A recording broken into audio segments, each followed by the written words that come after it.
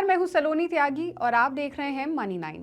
भारत में निवेशक जब भी डेट फंड्स की बात करते हैं तो आमतौर पर उनकी नजरें डोमेस्टिक बॉन्ड्स और गिल्ड फंड्स पर टिक जाती हैं। लेकिन पिछले एक साल में एक अलग तरह के डेट फंड ने काफी शानदार कमाई करके सबका ध्यान अपनी तरफ खींच लिया है।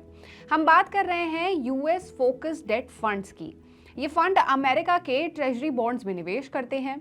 ऊंची अमेरिकी ब्याज दरें और रुपए की कमजोरी, इन दोनों ने मिलकर इन फंड्स को निवेशकों के लिए एक मजबूत मौका बना दिया है। अब सवाल ये है कि आखिर इन फंड्स में ऐसा क्या खास है जिसने इन्हें बाकी डेट फंड से इतना आगे निकाल दिया, और क्या आगे भी इनमें ऐसे ही दम बना रहेगा? आइए इस वीडियो में यही सवालों के जवाब जानने की कोशिश करते हैं।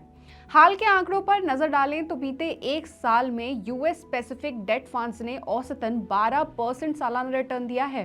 ये रिटर्न इसलिए भी खास है क्योंकि आमतौर पर डेट फंड्स को स्थिर लेकिन कम रिटर्न देने वाला निवेश माना जाता है। इसके मुकाबले भारतीय सरकारी बॉन्ड्स या गिल्ड फंड्स पर बेस्ड घरेलू डेट फंड्स ने इसी अवधि में करीब 5 से 6% का ही औसतन रिटर्न दिया। यानी रिटर्न के मामले में यूएस फोकस डेट फंड्स ने साफ तौर पर बढ़त बनाई। एक्सपर्ट्स के मुताबिक इन फंड्स की शानदार परफॉर्मेंस के पीछे दो बड़ी वजह हैं। पहली वजह है अमेरिका में ब्याज दरों का ऊंचा स्तर। बीते कुछ समय में अमेरिकी फेडरल रिजर्व ने महंगाई को काबू में करने के लिए ब्याज दरों में बढ़ोतरी की थी। इसके बाद जब संकेत मिले कि दरों में आगे कटौती हो सकती है तो अमेरिकी बॉन्ड्स की कीमतों में तेजी आई।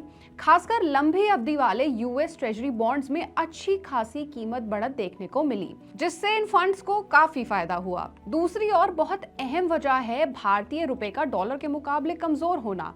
जब रुपया गिरता है तो डॉलर में निवेश से होने वाला रिटर्न रुपए में बदलते वक्त और बढ़ जाता है। यानी निवेशक को बॉन्ड से मिलने वाले रिटर्न के साथ साथ करेंसी का फायदा भी मिला।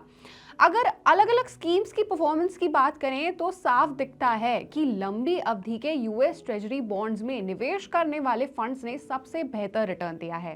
Axis US specific treasury dynamic debt passive FOF ने बीते एक साल में 14.3% का रिटर्न दिया।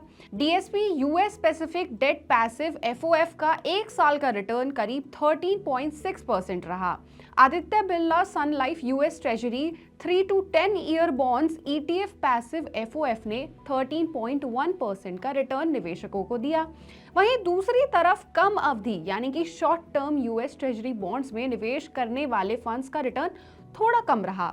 Aditya Birla Sun Life US treasury 1 to 3 year bonds ETF passive FOF ने करीब 10% का रिटर्न दिया।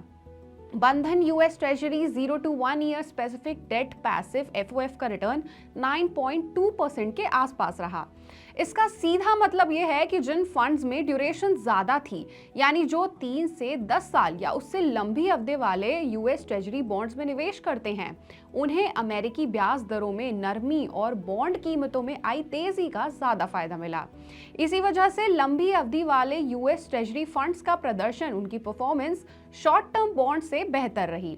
2025 की शुरुआत में अमेरिका के 10 साल के ट्रेजरी यील्ड्स में करीब 70 से 80 बेसिस पॉइंट्स की गिरावट आई।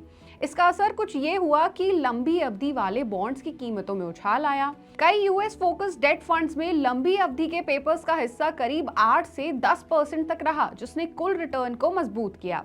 साथ ही इसी दौरान रुपए में भी डॉलर के मुकाबले करीब 5% तक की गिरावट देखने को मिली, और इन दोनों ही फैक्टर्स ने मिलकर निवेशकों को डबल फायदा दिया।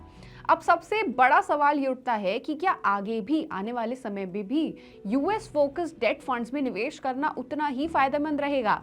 कुछ एक्सपर्ट्स का मानना है कि आने वाले समय में परफॉर्मेंस काफी हद तक ग्लोबल फैक्टर्स पर डिपेंड करेगी।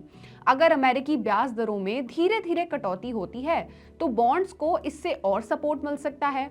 हालांकि जैसे जैसे यील्ड्स नीचे आएंगी, रिटर्न की रफ्तार थोड़ी कम भी हो सकती है। इसके अलावा यूएसडी आईएनआर का मूवमेंट भी बेहद अहम रहेगा। जब तक रुपए में कमजोरी बनी रहती है, तब तक डॉलर एसेट्स में निवेश करने वालों को करेंसी से फायदा मिलता रहेगा। लेकिन अगर रुपया मजबूत होता है तो ये फायदा घट भी सकता है। अच्छा, इन फंड्स को सिर्फ रिटर्न के नजरिए से ही नहीं देखना चाहिए। कई निवेशक इन्हें करेंसी हेज के तौर पर भी इस्तेमाल कर रहे हैं, खासकर वो लोग जिनके फ्यूचर में विदेशी खर्च है, जैसे बच्चों की विदेश में पढ़ाई, विदेश यात्रा या फिर डॉलर में कोई और खर्च। उनके लिए ये फंड्स एक तरह का सुरक्षा कवच बन सकते हैं। इतने अच्छे रिटर्न के बावजूद इन फंड्स में निवेश अभी भी काफी लिमिटेड है। इस कैटेगरी की कुल एसेट अंडर मैनेजमेंट करीब 500 करोड़ रुपए के आसपास ही है। इसकी एक बड़ी वजह यह है कि कई स्कीम्स विदेशी निवेश की तय सीमा के कारण नए निवेशकों के लिए बंद हैं। अब आप इस इन्वेस्टमेंट ऑप्शन के बारे में क्या सोचते हैं, आप क्या राय रखते हैं और आप इसमें निवेश करना चाहेंगे या फिर नहीं, आप हमें कमेंट करके ज़रूर बताएं। और ऐसी ही और खबरों और अपडेट्स के लिए जुड़े रहिए हमारे साथ और देखते रहिए मनी 9।